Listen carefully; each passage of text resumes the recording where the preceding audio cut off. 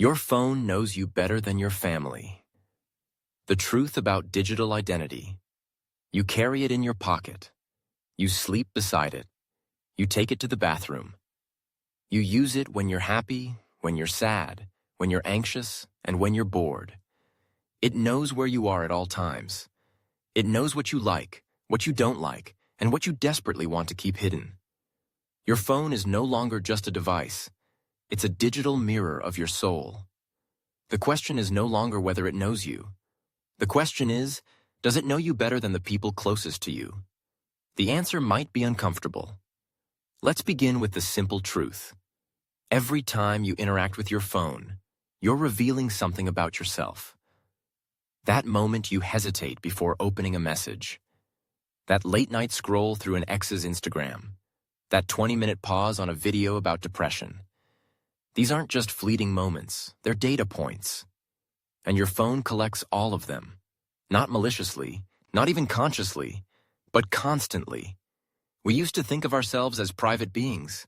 Our minds were our sanctuaries. Our secrets kept locked behind the vault of our own thoughts. Now those thoughts spill out into search bars. Our fears, our fantasies, our impulses, they're all typed, tapped, and stored. Want to know what someone's really like? Don't ask their family. Don't even ask their friends. Ask their search history. It's brutally honest. Your family may know the sound of your laughter, the way you eat your cereal, the stories from your childhood. But your phone knows the kind of content that makes you cry.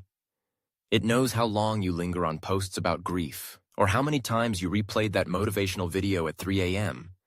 It knows the words you type but never send. It remembers every unfinished note, every deleted photo, every moment of digital hesitation. And while your family sees the curated version of you, the one filtered through years of relationships, culture, and context, your phone sees the raw data, the real-time version, unfiltered, unrefined, unforgiving.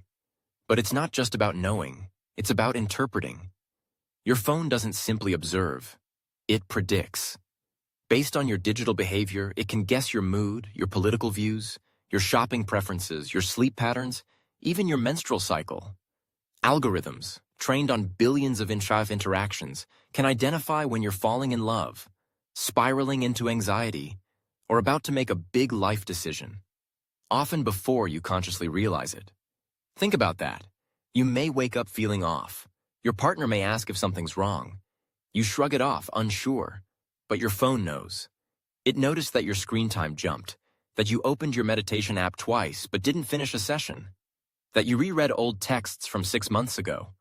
It knows something's shifting inside you, because the digital version of you has already started to change.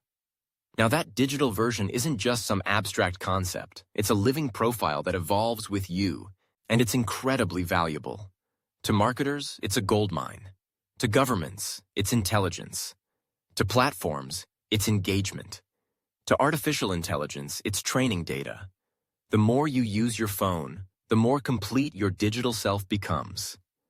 And unlike your physical self, this version doesn't forget, doesn't sleep, and never dies. Let's take a pause. Ask yourself, who really knows you better, your mom or your phone? Your best friend or your Google search bar? The answers may sting, because while people see fragments of who we are, our phones see the full spectrum. They know the contradictions, the dualities, the secrets we hide even from ourselves. This is where it gets philosophical. If the digital version of you is more complete, more consistent, and more objective than the real you, then which version is more real? Is your digital self a shadow of your soul? Or is it a more accurate reflection of your identity than what others perceive? And then comes the darker question. If corporations and algorithms know this version of you, what power do they hold over your life? We already see how this plays out. Ads that target your vulnerabilities, content that nudges your emotions, recommendations that shape your worldview. Every time you click, swipe, or linger, you're not just reacting to content. You're being subtly directed, nudged, influenced. We like to think of ourselves as autonomous, rational, free-thinking. But if your digital behavior can be predicted, and worse, manipulated, Are you still in control? Or are you just the sum of your data, being fed back to you in a feedback loop of your own desires and fears? Your phone knows what you want before you do.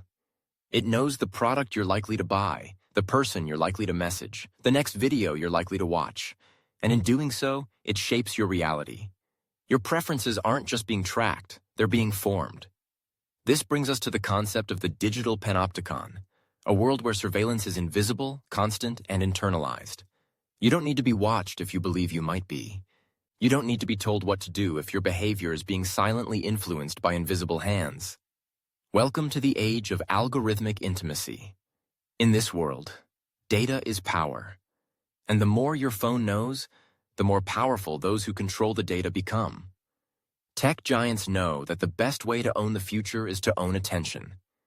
And the best way to own attention is to know the person behind the screen better than anyone else ever could. But here's the twist. The same tools that strip you bare can also be used for self-awareness. Your phone isn't just a surveillance device. It can be a mirror. It can show you patterns you didn't notice. It can help you track your moods, your habits, your mental health. It can remind you of who you are when you're feeling lost. Used mindfully, your phone can become a journal, a record of growth, a tool for change.